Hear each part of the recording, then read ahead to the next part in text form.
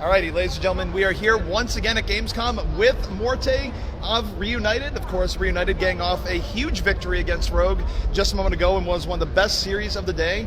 And sort of the theme of this interview, Morte, is let's talk about REUNITED's experience. You guys, of course, have a very long-lasting core that is no stranger to the lands, a lot of experience in Battlefield and other games. Do you think that helped you today against Rogue in such a close matchup? Well, I think it did a lot, actually. Like, you can feel that even when we're down, we can easily get back into it. Like, after we lost Dorado, it was pretty, I mean, for my moral, it was a bit devastating, but I just know that on the second map, you just reset and you just keep going, and you can feel in the team atmosphere that it's just, everyone knows you can easily come back. Yeah. And it feels like, I just know from experience that there's other teams who just get down if something fails, and I think we bounce back a lot. Yeah, and so this wasn't a grand finals or anything like that, but there has been sort of a history with REUNITED where you get to the final match of the day, the pressure is on, and you guys have a little bit of trouble sealing the deal. And yet at LAN, it feels like it was the opposite, where if it was online, maybe something stupid happens and you guys lose and have to fight your way back, which you've done plenty of times before. Yeah. And yet here, it seemed like you guys were more in control, you held it together in what was a thriller, but you did pull it out in the end. I don't know, the hashtag forever second has been floating around for a while now.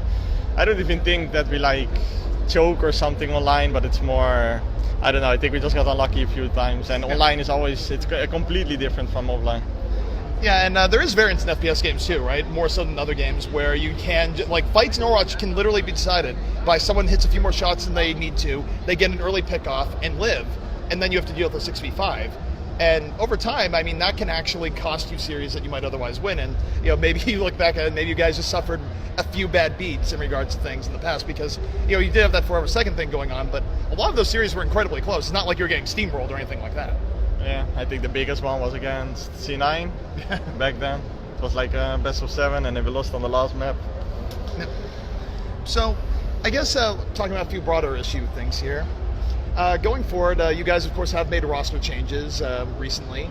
Too Easy is out, you experimented with a few people, but you ended up with Kib. Now, what are Kib's strengths and weaknesses here? Because going in, from my perspective, he's clearly bringing one of the best Genjis in the game right now. Yeah, I'm not... Sorry, go ahead. I agree. I don't really know if he has much weaknesses. Maybe that he's a bit too eager sometimes, that he likes to overextend. But like sometimes you just see you're about to lose a team fight, or you have lost a team fight, you're like already in spawn screen, like thinking, okay, what we're gonna do next? And then you see in the kill feed, Kib, and you're like, okay, well, yeah, that can do it as well. One thing I've noticed, both watching you guys scrim against Envy the other day and just sort of watching the fights here, I feel like you guys are living and dying on Kib on some respect. Like Voltaja, he's great, he's always in the back, always a threat. But Kib has sort of two modes. He's either flanking in, and they haven't dealt with him, and he gets one quick pick off, which quickly snowballs and you guys win the fight. Or there's times where, for whatever reason, he gets neutralized and you guys have a little bit of a harder time getting through there. Now, I guess I'd ask you, Mike, going, well, that's true, what question are you asking here? I guess I'd ask is that, do you feel like you're kind of relying on him doing the crazy stuff right now, or? I think every team is relying a lot on Genji at the moment. I mean, Genji is just so strong, and I think with the next patch that's like on PTR, I hope it makes it to the live server, but I think it will be way less already. And we know that, I mean, we didn't pick up Kib like only as a Genji god, but we just know he's really good on other heroes as well. So, yeah, I don't know. I think it's just Genji in general, like, we get picked off by Genji as well sometimes. One thing that was really cool on your guys' part is that I don't think Kib started out quite as good with you guys as he initially was. I remember watching some of your games with him when you first picked him up. And you guys had a few like rough weeks. And one thing about Kib is that in the beginning, I felt like his ultimate decisions weren't always on par. Like, I sort of remember looking as like, all right, this is the 4th Dragon Blade where things have not gone well for Kib. He's worked through those issues in recent times. He's really gone through, you guys stuck it out with him, and you've been rewarded. Yes, so I think in the start, because we literally picked him up from the rank, from the leaderboard, so in the start it was, I think he was still in the pop mode, you know, like I can do this easily, and we just started, we explained to him like when, we actually tell him sometimes like when it's a good decision to ult and when it's not a good decision to ult, and now he's just picked it up by himself and he just knows, I mean, it works. So I guess moving forward, looking forward to tomorrow where you guys have gone on to advance to day 2, did not drop a series here today. Who are you looking out for tomorrow? Now, this is sort of the base question you must ask, and obviously Envy is there, but put Envy aside for a moment.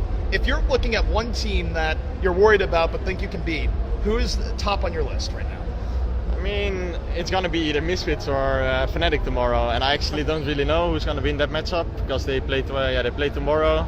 And I think it really depends on what kind of day Misfits is having. If they're playing like their normal self, I think they can win. But I think they have like ups and downs a lot, and I think Fnatic is generally better. Like I've been boot camping here in Cologne for like 5 days now, and Fnatic was boot camping in London, and you were there in London as well, so you know. But I think we played them like 12 hours at least this week. So who I fear most or who I would like to play most, I don't know. I think it's just I don't mind.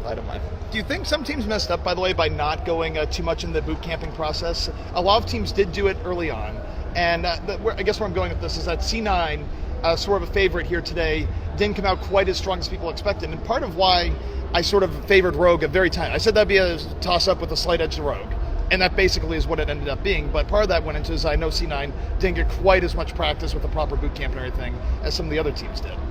Yeah, so I think bootcamp helps a lot, and mostly, like for me, that's a bit lame, but like I'm only level 48 actually in game. I don't even pop a lot, but on bootcamp I'm forced, like I'm always playing basically. You just live and breathe the game then, and if I'm at home I have so much distractions. I think in general Overwatch is going to be a game where everyone is going to move into gaming houses pretty soon, because else you just won't keep up. That's my feeling. All right. So I guess, that pretty much brings it in. Do you have any final words, thoughts, shout-outs, sell-outs, anything you want to get out there while waiting? I mean, I want to shout out to all the fans. The crowd here was amazing today, actually. You could hear the cheering through the headphones. Like, we've played smaller titles before, we've played at Gamescom before, but you could never you could hear it sometimes, but here, after the big team fight, after a wipe, you could actually hear the clapping and stuff. It was amazing. I want to shout out to the fans, everyone who's been with us from the start, sponsors, Sennheiser and other partners we have. And yeah, that's it. I mean, the support for this game also has been amazing. I think I don't even know the viewer count for our game, but the other game had like 50-60k already, so it's like definitely growing. Yeah, it's been great turnout here, especially in the time zone. You talk about Twitch viewers and the importance of getting the right time. This isn't exactly known as prime Overwatch streaming time. Usually Overwatch tournaments have catered more than NA, but the viewership turnout for day one has been great. It's been awesome. Yeah, so for me it feels like I don't know if people will start waking up already, like for League and for Dota, but I think it will go there. And I mean, you're kind of limited by the Gamescom time, because I think like 11 p.m. is like the hotspot, because you get both NA and EU, but I don't know, I think this has been great so far. All right, Morte, thank you very much for joining us for this interview, and looking forward to more great stuff tomorrow. Thanks.